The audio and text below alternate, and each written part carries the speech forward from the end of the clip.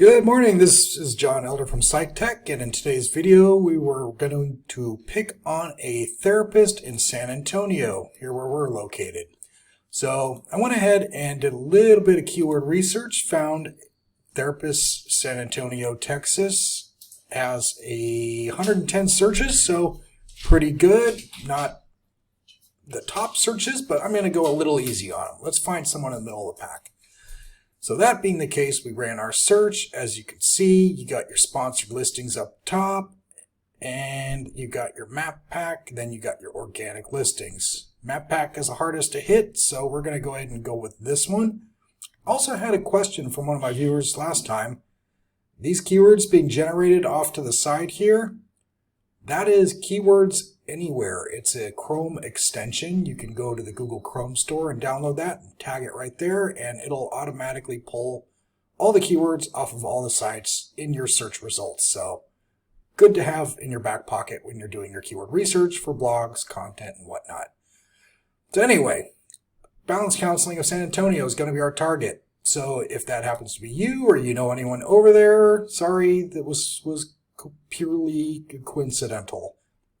Try to keep it as random as possible. First look though, I see their site's locked. I see they have good site structure. They're siloing their content and keeping it flat. And they're also utilizing their blog. And the website really looks pretty clean. It looks like something my team would build. So, you know, if you're looking for a website, this is kind of what we do. So I like it. Let's dig into it. So let's whip out the tools and see what we can find. This is my SEO dashboard. All my clients see this.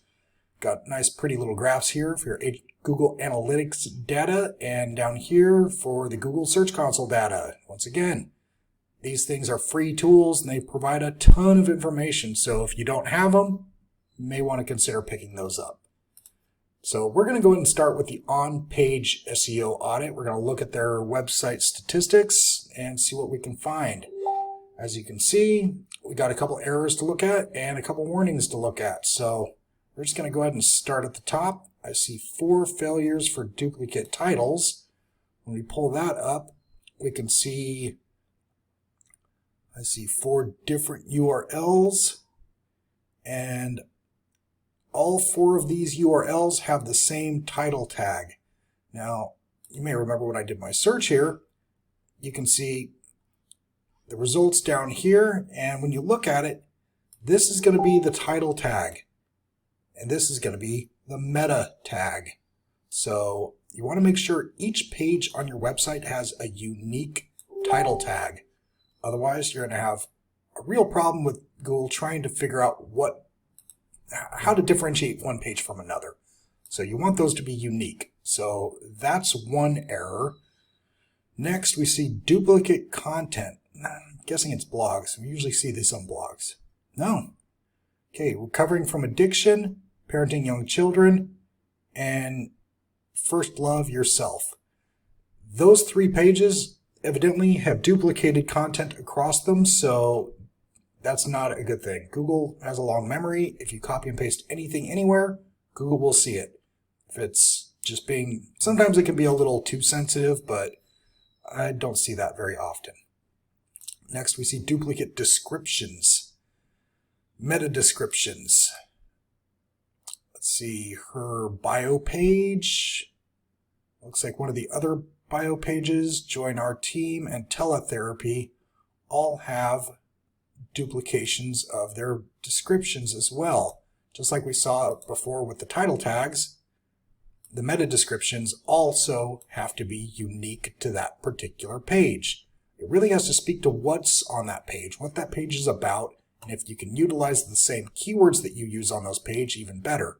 I prefer to take the H1 title tag word, whatever major keyword you're really trying to rank for on that particular page, whether it be a service page, a bio page, or whatever. Every page has an H1 tag. That H1 tag keyword should also be utilized in here and in here. So that is my first suggestion there. So moving on from the meta tags, let's get down into the warnings. These are lesser errors. They're more like suggestions but we'll see if these hold water or if the tool's just being too picky. Page contains render blocking resources, 92. That's not necessarily a bad thing. If there's 92, I'm guessing that's how many pages are on the site. Let me take a look real quick. Jam over to her site, and I'm going to pull up SEO Quake, which is another free tool you can download on the Google Chrome store. And I can see Google has picked up 119 pages on this website. So yeah, when I look at it, 92 of them being blocked off, that's about half of her pages.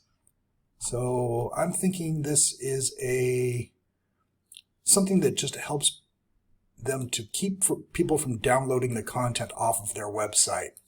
So that's not necessarily a bad thing. So I'm just going to walk past that.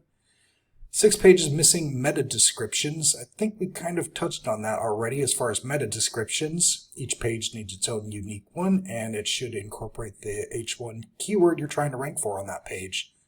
These pages are all missing there, so she's definitely going to want to get those dialed in. Let's see, page does not have internal links pointing to it. Site structure is really important. Like when I look at this site, it looks pretty good. I mean, we got a home page, we got about and services.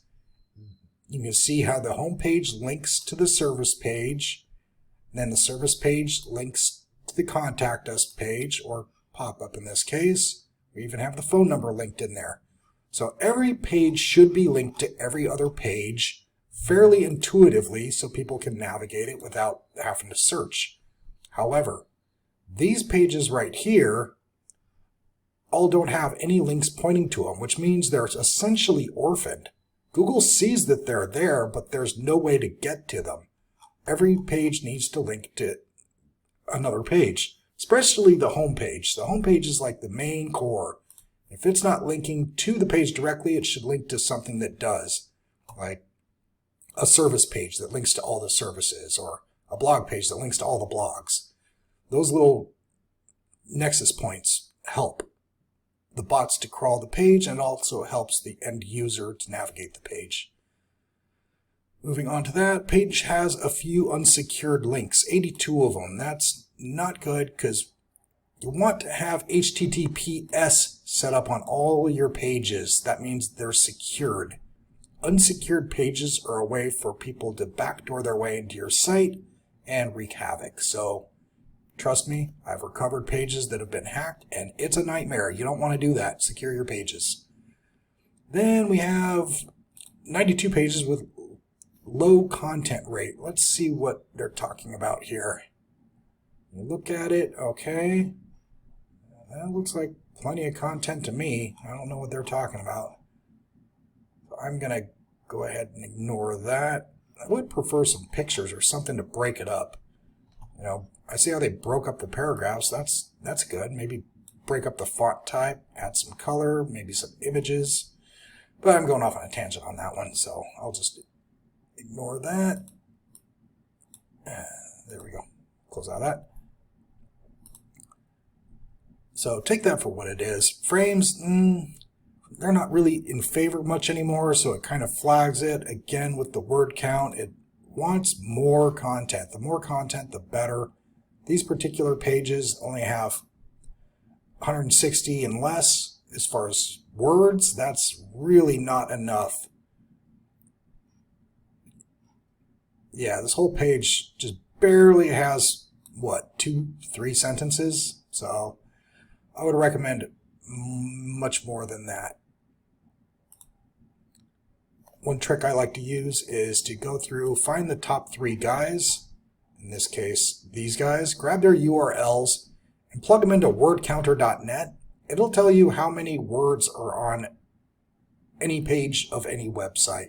So homepage, let's grab the homepage, run all 3 of these guys, find out how many words they have on their website, find out what high search volume keywords they're using on their website as well, and how many times they're using each keyword on that page.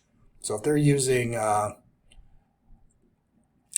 let's say, psychologists 3 times on their homepage, and each one of these 3 guys is doing the same thing, you should probably do the same thing. If they all have 8 to 1200 words on their website, add them up, divide by 3, find the mean average, shoot for that.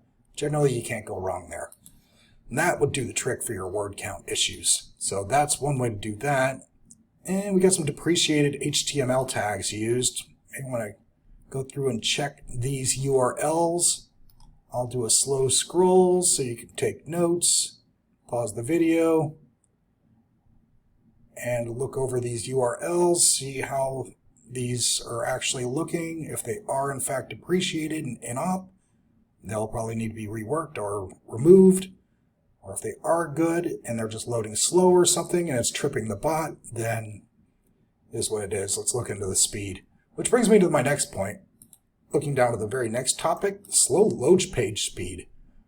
So generally, if a page is loading slow, first thing you're going to want to look at is your images on your site. Are they properly compressed? Because when you're looking at a website, you can see that we have all these images here and whatnot. This image could be like a huge 3,000 pixel image, and they just downloaded it into this particular square, which means it's still a 3,000 pixel image. It's just crammed into a tiny box. And that's the kind of thing that bogs down load speed. Beyond that, unnecessary redirects and checking your server. There's free tools online. You can check the load speed. Just literally Google website speed test. You'll find several options before you to check that out. So that's always one you want to check as well. And speaking of pictures, alt attributes. I love the alt attributes because when I'm doing keyword research and I'm trying to get all these search terms that have these great search volume behind them, and I'm really trying to rank for these, I'm working them into the header tags, I'm working them into the content, I'm working them in everywhere I can, more H3 tags, H2 tag, and you can see it's in the content. So you can see they really seem to know what they're doing when they built this. However, alt tags come into play with the images. Most people just upload the images and leave it at that. However, one thing you can do is rename it from whatever default gibberish.jpg to therapist near me, trauma therapist near me, couples counseling near me. These are those near me search terms generally have a huge search volume behind them. They're usually right up towards the top. And let me see, let me just cut out San Antonio and do therapist, and I guarantee the number 2 to 3 position will be therapist near me. Ah, there it is, therapist near me, right behind it. So that's a huge search volume to leave on the table just because it's too clunky to try and work into a header tag or a content. Rename your images with those search terms and you'll be in good shape. Moving on. Let's see here. What else we got? We got a couple redirects. That would also bog your load speed down. Oh, they're missing all their H1 tags. That's no good either. 70 pages don't have a main header tag. Again, the H1 is your main header. Counseling of San Antonio. That speaks directly to why they are coming up for Therapist San Antonio. Very close, so that would definitely do the trick. But yeah, every page needs just one H1 tag. Not 2, not 0, but 1. So they should probably go through and, once again, check all these URLs and add an H1 tag to those. That's all of them. Let's jump back out of here. And long title, that's a bit subjective. Short title, same thing. Low character count, that ties into low word count, same thing really. And SEO friendly URL, thinks it's a little long on 2 of these. Probably blogs, that's not unusual. Oh, they don't have their main keywords in their URL structure. That's another thing. When you're looking at the URL structure of a website, let's see, Balanced Counseling of San Antonio. Okay, Balanced Counseling of San Antonio / her name. I think that's fine. That's just fine. In fact, when you look at the services, I'm going to pop over here. Services. Okay, teletherapy. balancedcounseling.com / teletherapy. Very tight, very concise, and their main H1 tag ties into their URL structure. That's another way of doing things that really helps out, because whether it's in your URL, in your H1 tag, in an alt tag in the image, a tag is a tag is a tag. Google doesn't care. It's all the same to them. So that looks great. I like what they did there. But that's about it for their on page. There are a few things to work on, but overall not so bad. And hopping over real quick to their off-site view to see the Google view perspective of this website. Two things I'm looking at here is the trust flow and the citation flow. Trust flow is basically their domain authority. Citation flow is the traffic. So Google, on a scale of 1 to 100, is giving them a 10. And they're getting about 23 points of traffic. So not bad on the traffic. Trust flow could use some work. This generally tells me that some of the backlinks pointing to their site aren't the greatest. I can see how many site links they have right here. There's 266 of them. And your domain authority generally reflects the sum mean average of the sites linking to you. So if they have 266 links and they only have 10 points, I'm guessing the vast majority of these links are probably not very good. So let's take a look and see. All right, here's all the sites that are linking to this practice. Here's the hyperlinked term on this site that links to the practice. So this is what someone on this site would click in order to follow it back to their site. And as you can see, it's got 0 trust flow or domain authority. So let me do a quick filter, see if I can find any. Okay. Now we have the highest domain authority at the top, and it drops down. And it drops down real quick. These two links are okay. This is what we call a naked URL, and this is what we call a pillow link, like schedule an appointment, call now, therapist, those goofy links that you have to have for just basic functionality, but you're not exactly targeting a keyword. Generally, you want your anchor text to correspond with high search volume keywords like these, so that when people start clicking those links, Google sees a lot of traffic coming through a hyperlink with CBD therapy. They're going to rank you higher for CBD therapy. So that's the appeal of backlinks. So they definitely need a little bit of work. So I'm going to give a couple little suggestions here. 3 pillars of SEO are, first, citations. This is like Psychology Today, WebMD, and all their 300 ugly cousins. Every niche has its specific directories. One thing that people can do is, if this person wanted to, they could actually go through and grab the URLs for these top 3 guys, go to WhiteSpark, and you get 3 free searches a day. Plug these URLs into WhiteSpark, and you can see every directory that all 3 of these guys are listed in. Add them all to an Excel doc, hit remove duplicates, and now you have a fresh list covering every unique citation across all 3 of them. Build those out using unique content on every one of them, because otherwise Google's going to ignore it and you just wasted a whole lot of your time. Grab like 5 or 6 keywords and write unique content based around those keywords to describe your practice. You can then grab a couple more. So every citation directory is unique and it features unique keywords. That way, by the time Google crawls all 300 of those search directories, they're going to be seeing a ton of keywords and you're going to be on the map for all kinds of different things. Then it's just a matter of using your content strategy to move these up the chain a little bit by boosting them in your H1 tags, your H2 tags, your meta tags, your blogs. That's where content really is king. It moves the needle. Citations will get you on the board. Content will move your position on the board. Next, we want to do is maybe do some guest posting strategy. In this strategy, imagine this is your website, right? And you got 10 points of domain authority.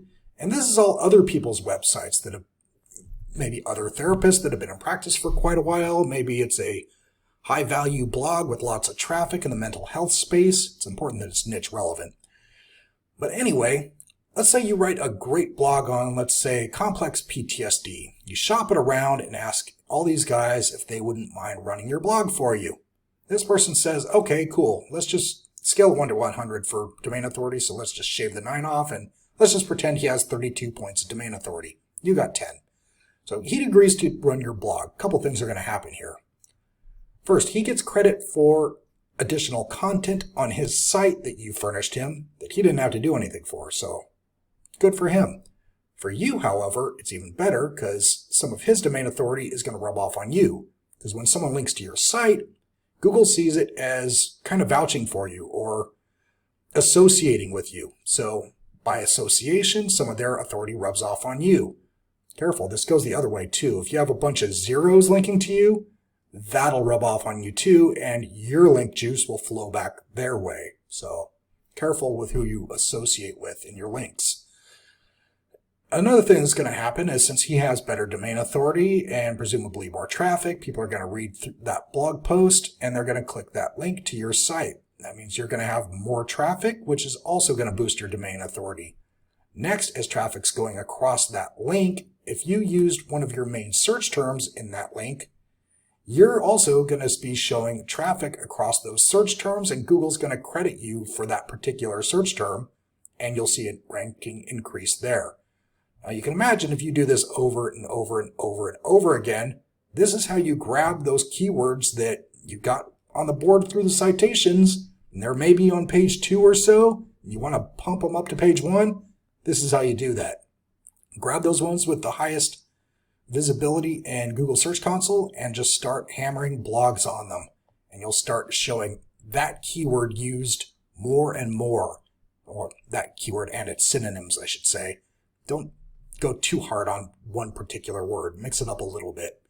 But anyway, so that's a couple of the strategies we like to use: guest postings, citations, and additional content on the pages. That's the 3 pillars of SEO. Follow those and she should have no problem getting these things cleaned up, using those 3 pillars to move the needle a little better in this direction.